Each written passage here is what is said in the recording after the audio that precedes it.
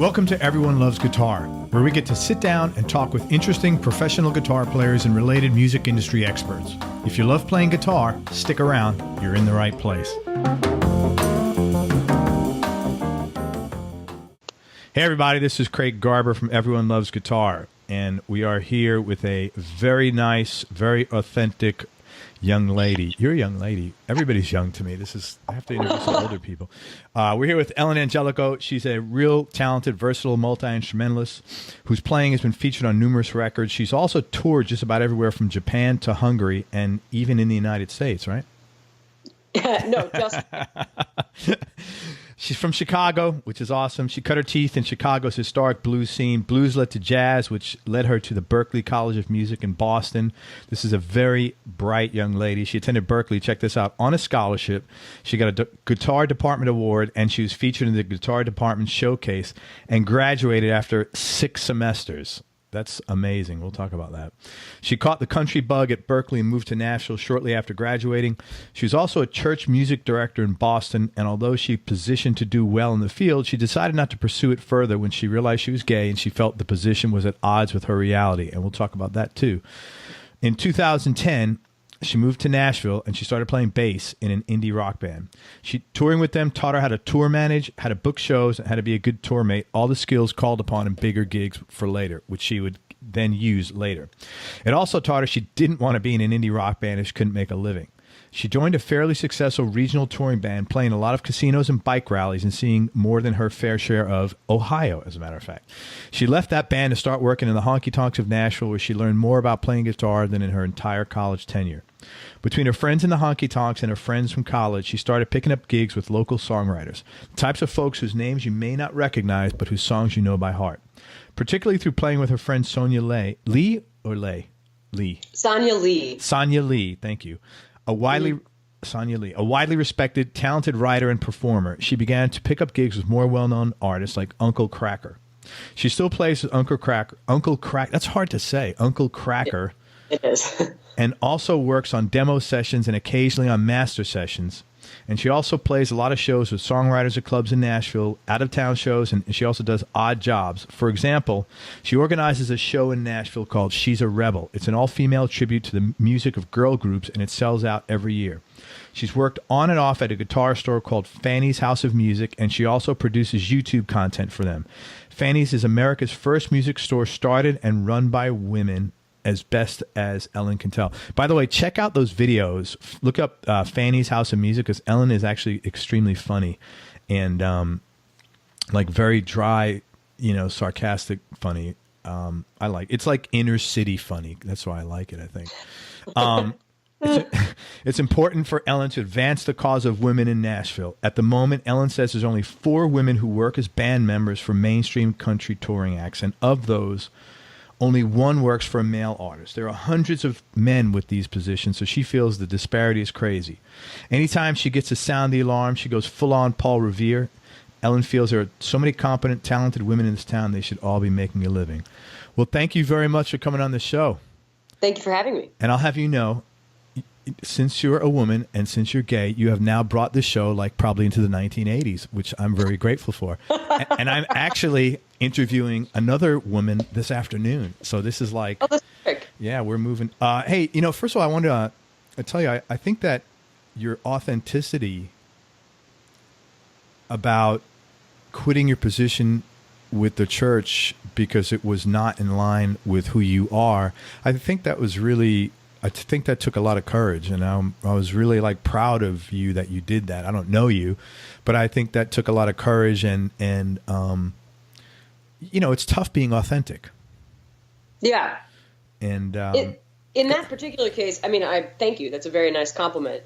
It was less about authenticity and more about survival. I just wasn't because I wasn't able to be myself. I felt this psychological push and pull that was keeping me from living a full, healthy life. So it was partly about living my authentic life and partly about getting out of a situation that I wasn't positioned to become a better person in. Yeah. But I think both of those things, to recognize that and to pull the plug on that. And I got the sense that, I don't know why I got the sense, but once you recognize that you didn't wait too long to pull the plug on it. Oh, no. Yeah. No. Well, that's what I'm saying. I think that takes courage. And, yeah, and I think it's good that because, you do things like that once and then it the next time you don't, it just gives you confidence to do more and more things like that. And I think people don't treat themselves fair enough at times, and people probably suffer through a lot more bullshit than they need to. Yeah. And it's good that you didn't do that. So, thanks. There you go. You're welcome. Thank you. Quick question for you. In your bio, you mentioned master sessions. I know what that is, but can you explain what that means to the listeners that you're doing master sessions sometimes? Yeah. So at the end of a master session, you end up with a high quality recording that's meant for public release. At the end of a demo session, you end up with what's called a demonstration recording. Demo is short for demonstration recording. And it's not intended for public release. It's used to demonstrate songs to artists or publishing houses or anybody else who might be interested in recording a song themselves, re-recording a song that has already been written by someone else. So I end up on more demo sessions than master sessions because I'm not that good. I don't have as much experience in sessions as people who have been in this town for 20, 25 years. And so I don't end up on master sessions with people that I don't already know pretty well, or that don't specifically want me for a very, for something that is squarely in my wheelhouse. Sure. Do you like doing sessions? I mean, is that something you want to like get more into, or do you? I mean, it's okay. Yeah. I mean, so you're good. You're good. You like doing what you're doing now. Yeah. Yeah. Don't worry about being politically correct here. No. It's a different thing. It is. Being in a session is so it's doing sessions is fun because you can get really into sounds and exploring tones. And if you have time and if the artist or the producer has money, you can really dig into gear and the nitty gritty of what makes guitar so fun and sound so good. But you never connect with other people the way that you do in a live show. So I think for me, performing live is always going to be the most important thing. Yeah. You like that? You like the camaraderie of music? Oh, absolutely. And not even, I guess I wouldn't necessarily call it camaraderie, but the way that audiences, you know how when you go to a great show, even if it's like any great show, Katy Perry, Bruce Springsteen, you feel connected to everybody around you, even if you're sitting in the nosebleeds, because everybody's sharing this experience together. Sure. That feeling doesn't come as readily from sessions as it does from live shows. There's a lot more pressure in sessions too, because it's like you're on the clock and they're expecting a product, and that's got to occupy your mind quite a bit. Yeah. If you're confident enough in yourself, though, it's not a big deal. And most of the time, the music isn't that hard. It's not something that, if somebody's asking me to do, especially if somebody's asking me to do a master session, it's because they think that I can. Yeah. It's not, they think they're going to be pushing my ability very far. That's a smart way to look at it. Yeah. So you're going in there with confidence because they've asked for you specifically. Right. If they didn't think I could do it, they wouldn't have asked me. Totally get that. That's a good point. Like I said before, you're obviously very bright, getting scholarships and getting out of Berklee in 6 semesters. That's pretty rare. Was there any course in particular there that sort of captured your fancy creatively? Yeah, I took a class in college called The Music of John Cage and Morton Feldman. It was taught by a professor named Marty Epstein. John Cage and Morton Feldman were composers of music that kind of pushed some boundaries a little bit. You might, in other circles, they might be called experimental music. I've never heard of either of these guys. I was like, how the hell that's interesting. Yeah. John Cage is best known for his piece 4 minutes and 33 seconds, which was him sitting at a piano for 4 minutes and 33 seconds and not playing a note. Interesting. And they built a class around that. Hey, I got a lot of useless information that I've done. Well, the thing about it is that it was actually very useful information. What it did was it showed that silence is music too, and kind of that there's no such thing as silence, that when you are totally silent, you can hear the noises around you, even if it is just the hum of your HVAC. Yeah. And so learning about him and learning about Morton Feldman, this other composer, encouraged me to take risks with my music creation and to understand how things that might be regarded as noise in the everyday world can actually be very musical. How have you incorporated anything, like, is there anything specific you've done in something, either like a gig or that you've incorporated some of this, the creative ideas you've gotten from that?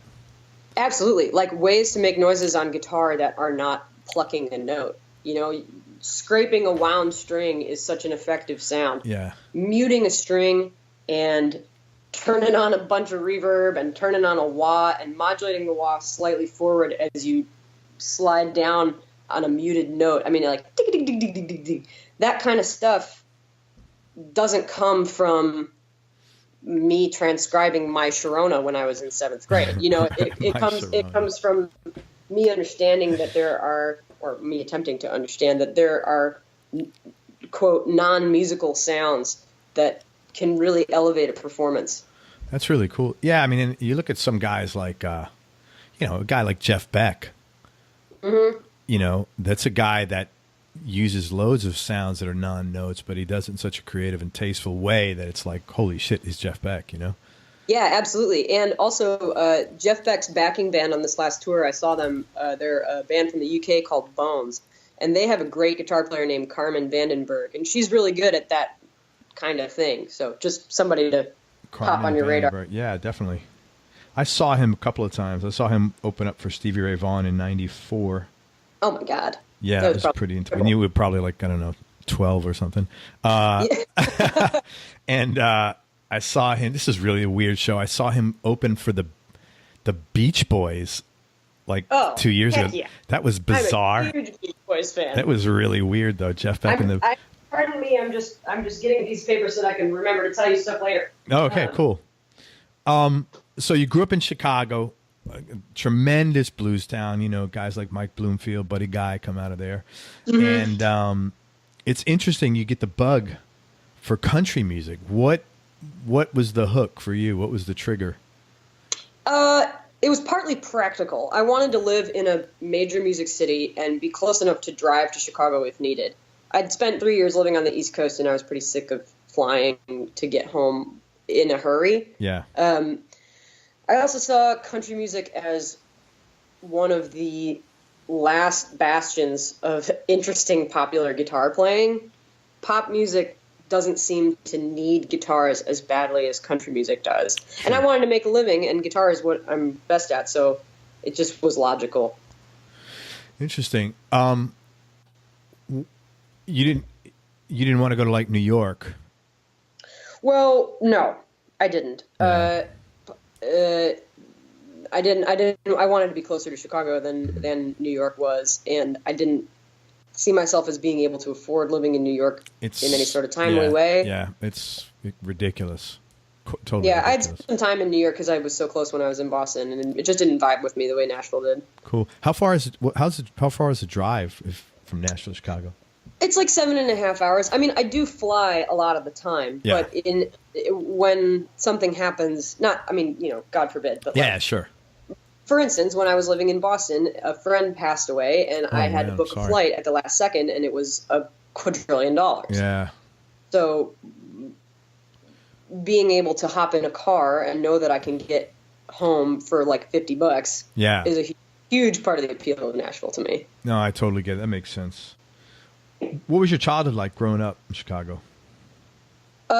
It was pretty idyllic. My family is wonderful, and they always encouraged me to be musical and to explore whatever I wanted, even if it was something I wasn't very good at.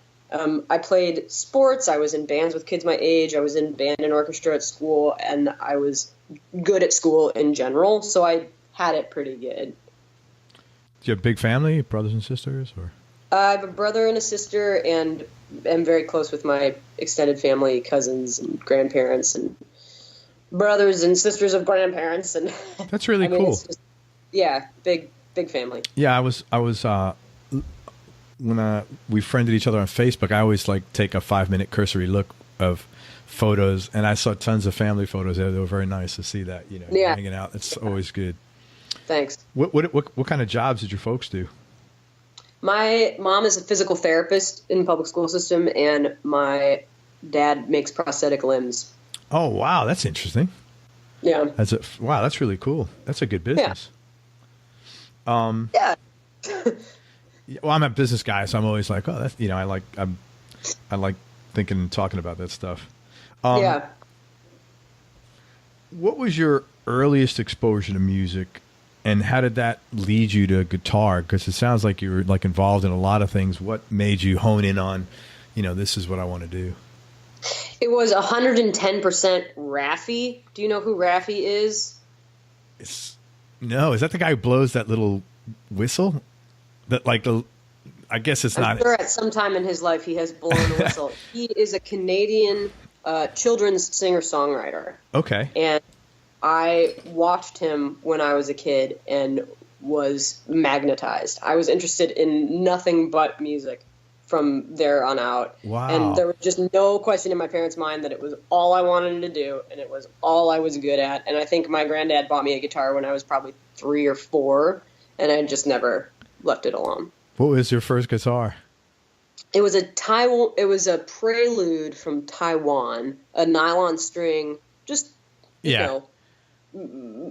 everybody's first guitar. I still have it. I was going to ask you that. That's funny. I still have it. Yeah. Everybody says, a lot of guys I'll talk to, they all say the thing they remember about their first guitar is that the action was like this high off the frets.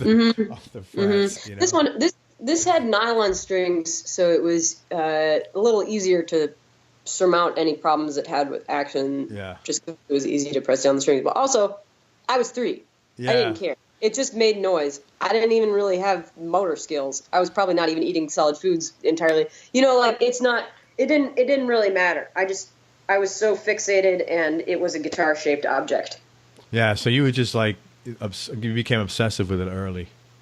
Instantly. That's great. That's great. Oh, thanks. Wow. How did you get so good? And I'm not talking about, obviously you got good by practicing, but I guess my question is, what was your motivation for hitting it hard? I don't think, I mean, you've got to be incredibly talented, and you have to have an amazing work ethic to not only get a scholarship, but to get those awards and graduate Berklee, which is a specialized advanced school for music, in 6 semesters. So what was your special sauce, or what was your musical superpower that allows all this to happen?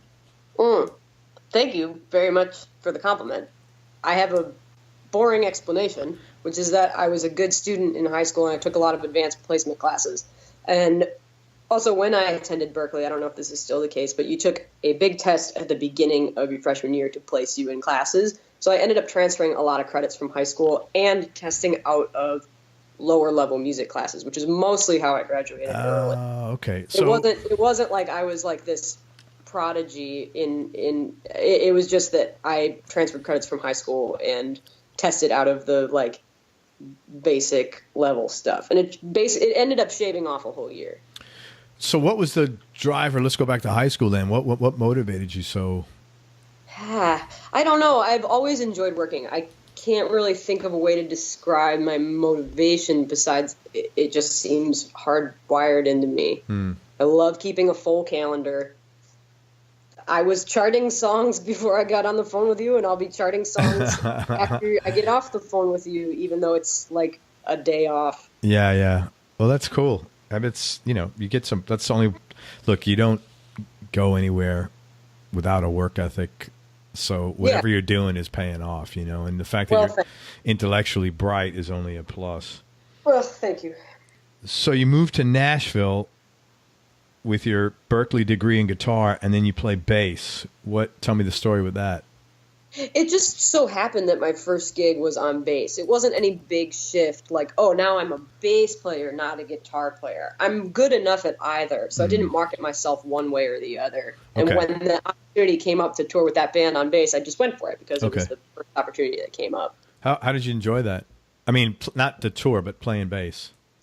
It was great. I'm going out with Bobby Bones and the Raging Idiots this weekend and playing bass. I still play bass all the time. Okay. It's not. It's I'm not as good at it as I am at guitar, but I'm good enough. And yeah. It's another part of how I make a living. I get a lot of gigs on utility stuff too. I play pedal steel and banjo and mandolin, and that's all huge here. Yeah, it's very huge. It's harder to find a pedal steel player than it is to find a guitar player, and so it's just part of what I do. Yeah, I've interviewed probably close to 100 people, and I don't know, maybe a small hand, less than 10% are multi-instrumentalists like that. So yeah, it's great to have all those backups. It's really fun. It keeps it interesting. I love learning new instruments. Yeah, I could see that keeping it interesting for sure. Yeah, keeps me on my toes. Okay, so did you play with Uncle Kracker live or in the studio? Just live. How did that go? What did you learn from that experience? I guess what was your takeaway? I've learned a lot from the Uncle Kracker band. I think the biggest thing I've learned is how to have fun playing a song you've played a lot before, and some general things about professionalism and treating people well. How do you have fun playing a song that you've played? I always say Boston more than a feeling, but yeah, I mean, whatever that song is for Uncle Kracker. Yeah. It helps to have a really good relationship with the people you're doing it with, because then when I like someone, I want to make jokes with them. I want to make them laugh, and I want to have fun. And so it's easier to have fun playing a song you've played before if you know that during the breakdown, it's okay if you throw a AA battery at the bass player. You know what I mean? Just like. So you get along really well with the crew there, with the band and everybody. Yeah, so that makes it good. People. They're so wonderful. That's cool. Yeah. So I think you told me this right now. I had a question doing primarily session work, but you said it's spread out between session, local out of town shows, and then odd jobs. Okay. Yeah, it's all pretty much equal. It seems like you like doing a bunch of stuff. Do you think you get bored easy, or you just like learning and that to some extent satiates that need?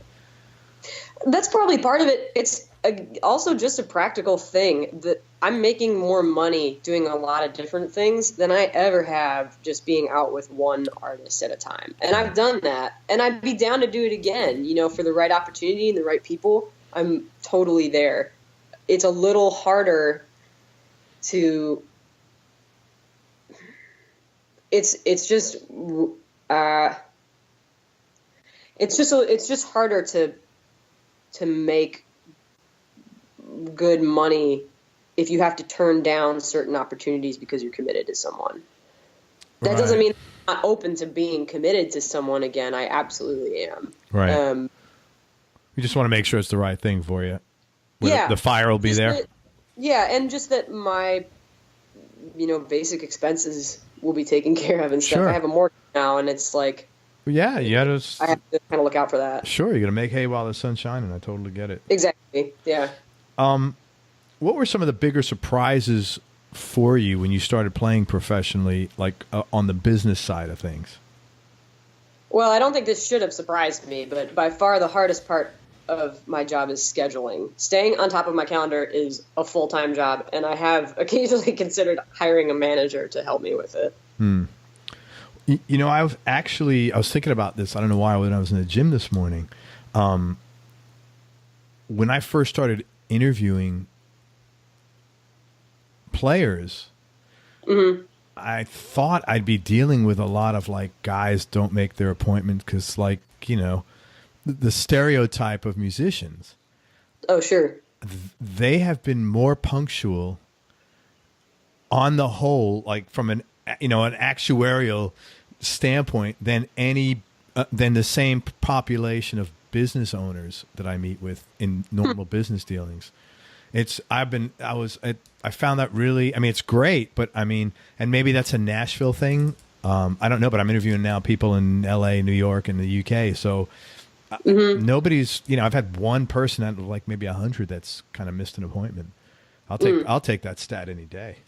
Yeah, I think it shows people that you respect them, and it's important when you're self-employed to be respectful. Like Hello. I'm essentially self-employed. Yeah. So my I look at my job as being always on the line a little bit, Mm. and the better I behave, the better my chances of still having a job. Sure, sure. No, that's the mature way of looking at it. But everybody, I was just been really pleasantly surprised. You've got 7 years of playing professionally now under your belt after graduation, I guess. If you can go back and give advice to your younger self, 6 or 7 years ago, what advice would you have given? I would have told my younger self to not make any compromises about my gender identity or presentation for a gig. If a band wants a feminine-looking woman, then they don't want me, or they don't want me for the right reasons. Yeah. I think that concept can expand out to a wider concept than. I think that concept can expand out to a wider group than just butch lesbians. If a band is hiring you for something that you're not, you're never going to be happy in that gig, whether it's the way you look or the way you play. So it's just important to know who you are and be confident in it and not make any compromises about it for a stupid $150 or whatever. Yeah. Good for you. Well, it took me a long time and I've jacked it up a lot, but I mean, here we are now. And I also have the benefit now of having been in town for long enough that if people are considering me for a gig, then they probably know me or have friends who know me. So they're not going to be like, oh, Ellen, she's perfect for the go-go dancer bit with the sequins. that wouldn't cross anybody's mind. Yeah. I think some of that is age, because like I know when I was a kid, like I'm just as hungry as I was business-wise when I was younger, but now my attitude is like, hey, if you want to work with me, this is how we do things. If that works for you, great. If doesn't, that's totally cool. Yeah, maybe it is age. Because like I just, I know how to do what I do, and I know the system works and it'll benefit the client. And if that sounds good, cool. If it doesn't, that's cool. I'm not in the convincing business anymore, And it sounds like you've kind of reached that same conclusion. So good for you. Yeah, thanks. Hey, let's talk about gear for a little bit. Yeah. What's your go-to guitar right now? And let's say what other 2 or 3 guitars would round out your top list? My go-to guitar is a G&L ASAT semi-hollow Blues Boy. Yeah, I've seen those. Tell me about that, because it's the tribute. It's the tribute one, which is the Asian-made one. But it's a semi-hollow telly, basically. Yeah. I have custom Seymour Duncan pickups in it. It has a humbucker in the neck and a single coil in the bridge. The tone knob pops up so I can coil tap the humbucker. Split. Okay. It can do a lot of different sounds very well. So it's my first choice for a guitar when I don't know what kind of sounds I'm going to need. Or if it's really difficult music and I need a guitar that I'm particularly comfortable on. For instance, recently I had to play the guitar solo from The Final Countdown, which is not... It's the final... Who sings this? Like Europe is... Europe, yeah. Right. God, I remember when that album came out. It's a classic. It's not that kind of like hair metal tapping sound is not something I am super familiar with or do well. So I chose the Telly because it's the guitar I feel the most comfortable on. So if I'm going to be doing something insane, I might as well have a guitar that doesn't stress me out. The rest of my top 3 would be... hold on a second. Let me talk about that guitar. The humbucker's in the neck, you said? Okay. When it's on humbucker, is it like a proper humbucker, like a Gibson sound? Yeah, it's kind of like a PAF sound. Okay. Interesting, because I see that. I actually have that for some reason in my eBay feed, just because I hear so many good things about G&L. Tell me about G&L in general. Like, you look on forums, and it's not that I don't believe it. This is so, playing guitar is like finding a partner, man. Yeah. It's like you got to have good chemistry and good aesthetics, and it's sometimes they look good, but they don't feel right. Sometimes they feel right, they don't look so good. Mm-hmm. Tell me about G&Ls in general, at least your experience. as compared to Well, Fenders? the first thing I'll say is that I've been trying to get hashtag G and Ellen trending for months, and I've just got, so I don't know with that. This particular one is the one that I have is from the tribute series, and I have modded it out extensively electronically, so it does not behave how an ASAT semi-hollow Blues Boy tribute would behave. The pickups sound very different, and the coil tap thing is not a feature that is on those guitars. Oh, you had that modded, the coil tap. Yeah, I did it. Okay. Yeah. So they're just, I guess I don't know too much about the company. They were started by Leo Fender and some other guy after Leo left Fender. I mean, But I mean, how do the guitars? Visit your local Wikipedia page. How do the guitars feel? How does your Blues Boy Strat feel compared to a Fender Strat or excuse me, a Fender Telly?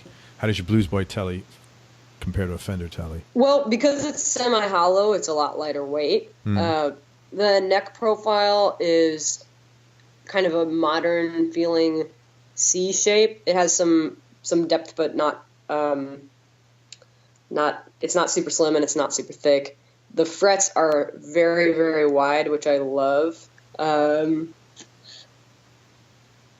It's just one of those guitars that's just solid as a rock. You can set it up as low as you want it so that it like plays itself. It's a bulletproof great guitar. A good utility guitar is what I'm hearing. Yeah, totally. Cool. All right, so what are let's go down the list. What are some of your others, the top go-tos? Well, if we're sticking with the concept of a top three, I would pick I have a Squier Bullet 1 Strat, which was made in Japan in the 80s. It has a five-way switch, and it has master tone and volume, and I put some Texas Specials in it, so it screams a little more. The pickups that came in it were just not good sounding. And then I'd also I have a Gibson 339, an ES339, which is all stock because I'm not about to go switching pots or pickups through F-holes. Yeah.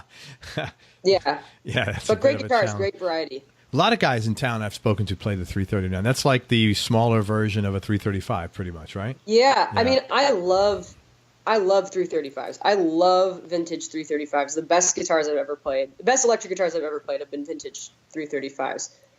They're just necessarily large guitars. They're not just the physical considerations of me being a smaller person, but the cases are a pain in the butt because they're so big.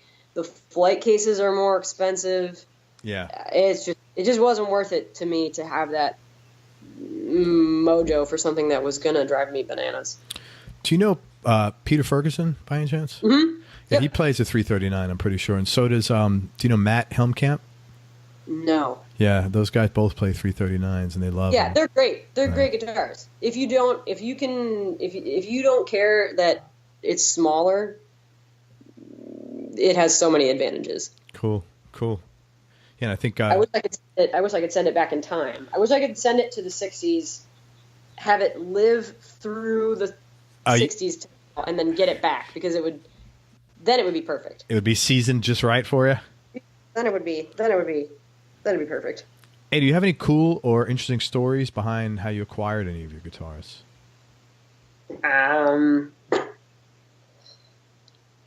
Well, when I was around 15, I loved the Gibson Blues Hawk guitar. Yeah, remember that. My favorite finish of it was called Chicago Blue, so I just thought that was the coolest thing that has ever happened. I had a chance to buy one when I was a teenager, but I was short a stupid amount of money, like $25. So it got away from me, and I had residual sadness about it for like 15 years.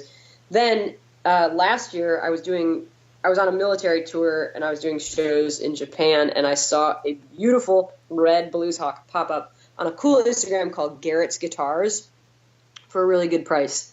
Garrett is based in Nashville, and at the time, he lived right around the corner from me, except I was in Guam. So I messaged him, and I was like, I think I know that, dude.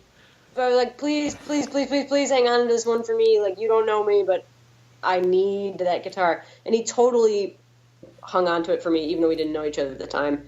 And when I flew in, I drove right to his house from the airport, and I picked up my childhood dream guitar. And how are you happy with it?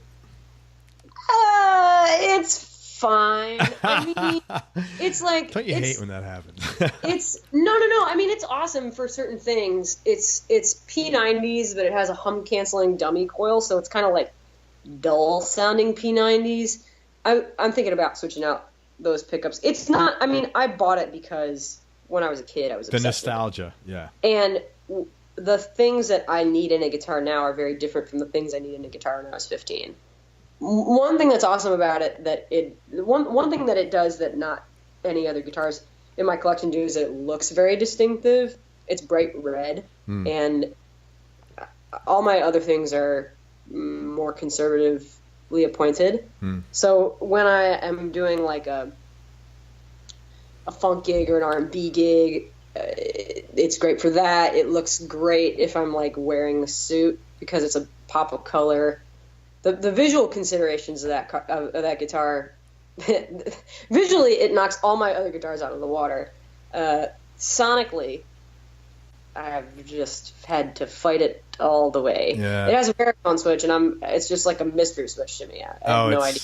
I'm just like, this doesn't, and it's not a baritone switch. It's not the same baritone switch as is in the 345 and 355. The Lucille guitar, yeah. And so I'm like, it's just like a mystery knob. I don't really know what it is. And It's a mystery knob. Grabbing a hold and hanging on. It's a mystery knob. Who are your biggest influences? It sounds like a guitar when I play it. What'd you say? I'm sorry. What you said it sounds like a guitar. Oh, so it's will that be on the selling block at some point? I don't know. I don't know. I love it, so I don't think so. Who are your biggest influences, guitar-wise? Well, when I was a kid, I was obsessed with Buddy Guy. Yeah. As an adult, I've enjoyed digging into players who are good at accompanying vocals, but still make guitar sound really fun. Like? Especially in the country music idiom, I love Jerry Reed and Roger Miller. Yeah, Jerry Reed. That kind of playing is what I'm doing. Like my job is 9 times out of 10, my job is to accompany a vocalist. So I'm interested in players who make that sound cool. Yeah. I'm a big Buddy Guy fan. I saw him. He opened for Jeff Beck when I saw Jeff Beck. Yeah, I think I saw that show. I saw him. I actually saw him at the Beacon Theater in New York when I used to live there. I grew up there. And then I saw him a few times down here. You know what I hate, though? I see people like really slamming him. They're like, oh, he's really sloppy. I'm like, give me a break. It's so, I hate these asshole trolls like he's really sloppy. Okay. And what about how the guy sounds, how he makes you feel? Yeah, also, it's a show. He's funny. He interacts awesome. with fans in a funny way. He pokes fun at the audience. Like, it's just a good time. Yeah, he's awesome. And, for him to have doing this for probably 60 years. And yeah, he's a million years old. He's awesome. Yeah, he's amazing. Ever sell a guitar you wish you could get back? That hasn't happened to me yet, thankfully. Good. I also only own like 5 guitars, so that's part of it. All right, so you're statistically likely to sell one and wish you can get it back soon. Yeah, we'll see. I hope not. I hope not, too. If I asked you to pick your 3 favorite albums, what are the first 3 that come to mind? Ellipse by Imogen Heap. I didn't even hear that. Why Should the Fire Die by Nickel Creek, and For the Record by Miranda Lambert. Wow. Like, that's the only artist I've heard of. I am officially just like ancient. I didn't even heard of those other people. You're not ancient. It's just not your thing. Yeah. I know, but I should know. I feel like I should know everything, and it's not realistic. I wish you did. That'd be amazing. I wish I did, too. Let's talk about you a little bit. Outgoing or shy by nature? Outgoing. Yeah. If you weren't doing what you're doing now, what do you think you'd be doing instead? I could see myself being very happy washing cars. I think. Says the woman with like the 170 IQ. I don't know about that. I think you gotta have reading some a lot into me being bright. No, come on. You don't I shouldn't say skate through, but you don't have achieved that level of performance where you're passing this and that and opting out of this. And if you're not super bright, it's a good thing. It's not a bad thing. I mean, to balance it out, I have a history of making bad decisions too. Hey, that's okay. Who doesn't? Trust me. Who doesn't?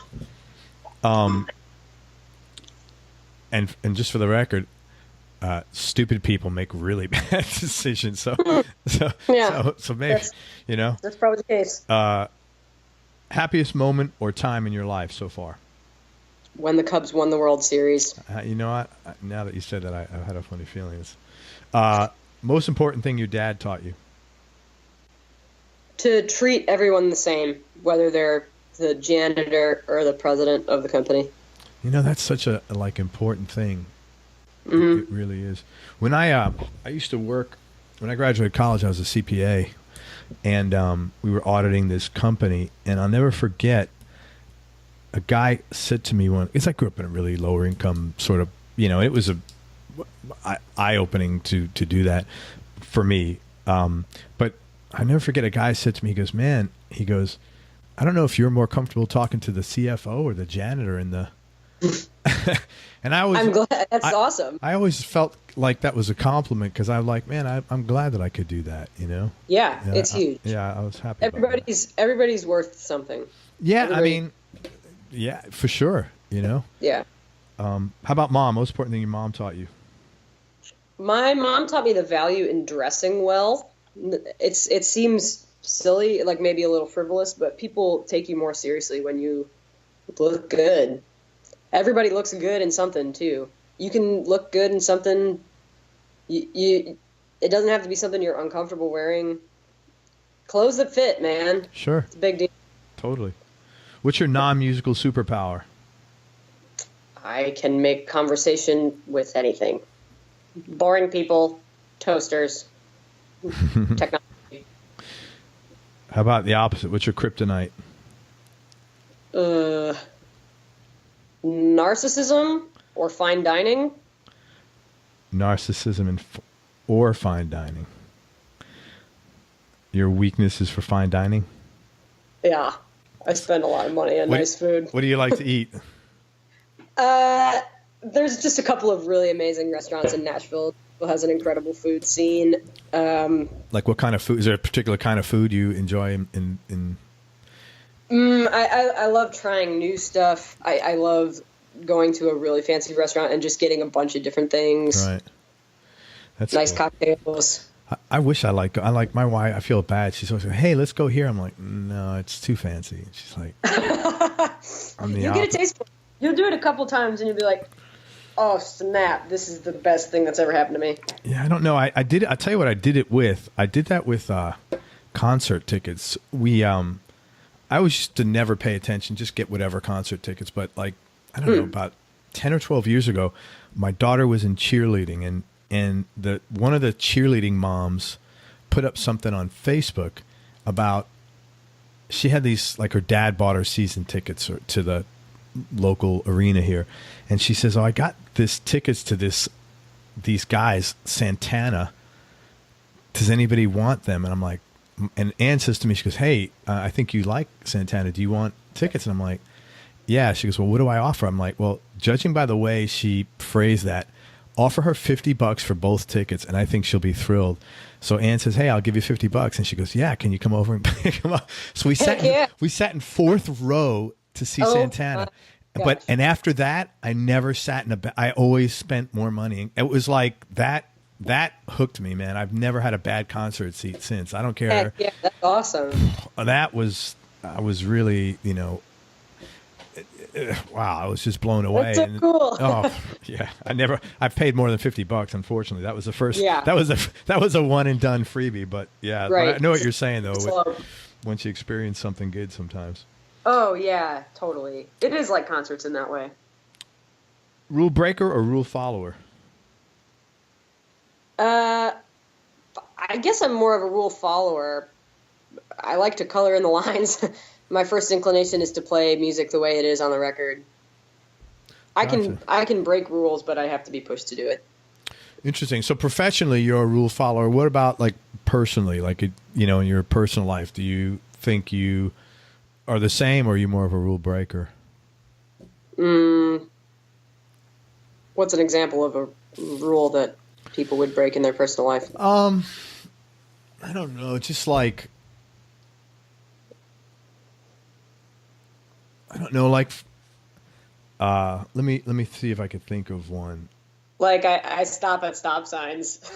Yeah, like something like that. I don't know. Like if you get a cranky neighbor, are you more apt to like accommodate them? Say, "Oh, I'm really sorry," or are you more likely to say, "Listen,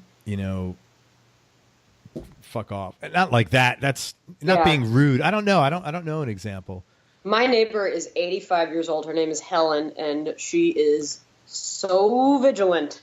And she will just come over and tell me, she'll be like, "I saw someone walking out here last night." And I was like, "Really, Helen? On the sidewalk? You walk to go places? Cool." Thank you. I will note, duly noted. Thanks, Helen. Yeah, that's a little bit much.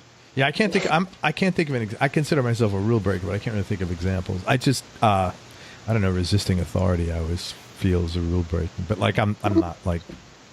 I don't. Yeah. I don't know. I'm not like some authority figures. Yeah, I know. Me too. Maybe I'm just have this mistaken perception. Any hobbies or interests outside of music and fine dining? I love sports. I'm a big Chicago Cubs fan. I'm a fantasy football player. I love playing Frisbee with my college friends. I like to tinker. I build pedals from kits. I change out my pickups myself. Wow. I love working on my house. I like to paint my kitchen and caulk things. Holy shit. That's awesome. Yeah. You're like, caulk is great. Do everything. Caulk is great. Caulk is the best. If you're a homeowner and you haven't discovered caulk, get to it. Go to the hardware store and get yourself a caulk gun because your life is going to change. Well, I'll tell you what, it changes when you get a caulk gun as opposed to the old-fashioned way. That I can tell you right. Yeah. Get you a caulk gun. It's worth the $7. There you go. Hey, what's your favorite place you've traveled? I know you've been all over. That's a tough call. I can't believe all the cool places I've been. Okinawa, Japan, was the best food I've ever had. I love that kind of Japanese food. What did you like about it, like as opposed to other spots in Japan? Well, I spent the most time there, first of all. Okinawa is interesting because it has a separate culture from the mainland. So that was a cool. Japan is an island. Japan is a bunch of islands. Just the food was just. It was the best. The best ramen I've ever had in my life. I took like 30 pictures of the ramen. It was stunning. It was so good. It was so balanced and flavorful and fresh and just. You're actually making me hungry. Yeah, me too. Maybe I'll get some ramen for lunch today. I get misty just thinking about it. It was so freaking good. So maybe Okinawa. I did a little in 2010. I was in Eastern Europe a lot, and I really enjoyed. I knew nothing about the former Yugoslavian countries and what that area of the world has been through, and just getting to explore Slovenia and Italy and Croatia and Serbia and Hungary was pretty sweet. Yeah, I've seen some documentaries on Croatia. It seems like a pretty interesting place. Yeah, and it's just beautiful. Yeah. Like, the beach is just, oh my God. Like, every time I get to those places, I'm like, what is my life? How is this happening to me? Like, somebody's paying me to play music here? That's great. On this beach? Why? Do people speak English in a lot of those places, or can you get around? Pretty much everywhere. Yeah, everybody is pretty much everywhere, which is great. Except Japan. Well, in my experience, I was on a military tour, so I was mostly working with Americans, but I also didn't encounter. I took a bunch of drunk guys we were in Atsugi, and we took the subway to Tokyo, and we got around fine. Like, it's a long way we went to Shibuya, and going from Atsugi to Shibuya is like an hour on public transportation, if I remember correctly, and we were drunk, and we got around fine. So I mean, it's pretty, man. As an American, we got it pretty good. Like everybody's pretty accommodating. Oh, that's pretty awesome. Yeah. What's the toughest decision, Ellen, that you've ever had to make, or the hardest thing you've had to do so far? The toughest decision. Every time I've had to quit a gig, it feels like a tough decision. It's usually the right one if I get to a point where I'm unhappy, but it doesn't make it easier to feel like you're letting people down. Sure. I get that a lot. That's a very common answer. Really? Yeah, very common. I guess I'm not surprised. Yeah, because I mean, like, if it's tough, it's because the person's treating you well, you're enjoying the hang, you're getting paid well, yet there's something out there that you think will be a little better for you, and it's tough to go back to people that treat you well, pay you well, and you like hanging out with to say, hey, I'm leaving. Yeah, it's like being in a relationship that's like good but not great. Yeah. It's like, well, but I'm like content, so why would I leave? It's a tough thing, and in my experience, and I'm sure that other people would echo this, but you have to make room. If you want your career to change, you have to make room for it, because nobody's going to hire you if they know you're unavailable. Right. So if you're in a crappy gig or a gig that's not right for you for whatever reason, even if everybody's being good to you, you got to just get out. And it sucks. It's never fun. Yeah. It's so hard to tell. It's because essentially you're telling someone, like, you're not worth my time. Letting people down like that. I found somebody better. Yeah, exactly. Like, I know. Letting somebody down that way, especially with artists and stuff, because pretty much everybody that I work with is my friend. Yeah. Being an artist is so hard. You are your brand. You have to believe in yourself 100% all the time. You have to believe in yourself 100% all the time, because you have to sell yourself to everyone around you constantly. So if you're not always having a positive view of what you're doing, you're not going to be an effective salesman of your own stuff. So when you quit an artist's gig, you're essentially telling them that their belief in themselves isn't enough for you to stick around. Or that's how they see it a lot of the time. And it just... Well, they shouldn't. I totally understand that viewpoint, and it just sucks. Everything sucks. Everything's terrible, Craig. With that being said, though, I mean, it's unrealistic to think that someone's going to be with you forever. I mean, that's and most people get that. Okay. Yeah, because it'd be a little misguided. But if it's a tough circumstance and you're leaving something, like you said, like it's generally a good situation, but you want something different for your life, like that's a really, you have to be really really prudent and really graceful. So let me ask you this. When you do this, do you do that in person? Oh, yeah, 100%. I hate, yeah. I love talking to people. Well, and again, this is where I feel like, I see signs of like that I'm a little older, because like my daughter, we have 3 kids. The youngest is 17, and she'll come home and tell us stuff, or even my son, who's older one, who's 27, and like people break up. Like, do people like tell their wives they're leaving them by text? Yeah. And I'm like, I can't even, I have a hard time processing that. I don't even understand that. Yeah. Like, that sounds pretty mean. It's just, it doesn't make it, it sounds gutless. Easier to do it. But there's just things you can do to be a better steward of the other person's feelings. And the things that I've found work best are being willing and able to recommend replacements for yourself. Very smart. Having a really clear timetable of what you need. So if you're going to finish out, say you're going to, whatever the situation is, you might be finishing out the rest of the month with them, and making it, not being sneaky about it, just being like, yep, this is going to be my last day. Like, we're getting to it, like 1 more week with Ellen or whatever. Like, just that kind of, just not being sneaky. Yeah. Triflers need not apply. Just not being sneaky and being out in the open about what your expectations are with everyone all the time. It also helps to make jokes. Like, that's just kind of how I deal with stuff, is I'm funny. And so if you can make a joke about a difficult situation, you can kind of ease everybody's brain. It diffuses some of the stress, for sure. Yeah. Man. For sure. Do you have an unanswerable question, like one question you always seem to be asking yourself? I'm not sure I have enough internal dialogue to answer that question.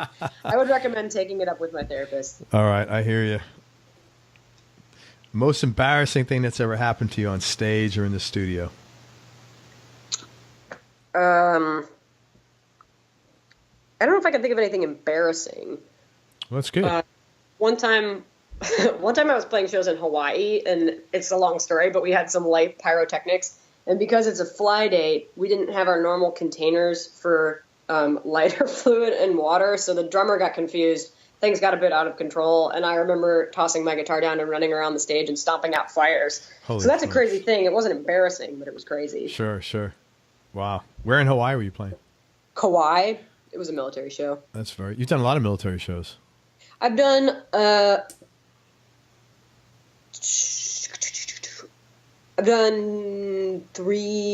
two or three Armed Forces Entertainment tours that were each like a week or more. You like those? Yeah. It's awesome. It's incredible, the places I get to go. Yeah, that is cool. 2 more questions, and I'm going to let you go, and I appreciate everything. Who's had the biggest influence on your life? My parents. And what's your definition of happiness, Ellen? Understanding that changes situationally. Sure. This is very boring, but finding stability and contentment in the midst of whatever craziness is going on.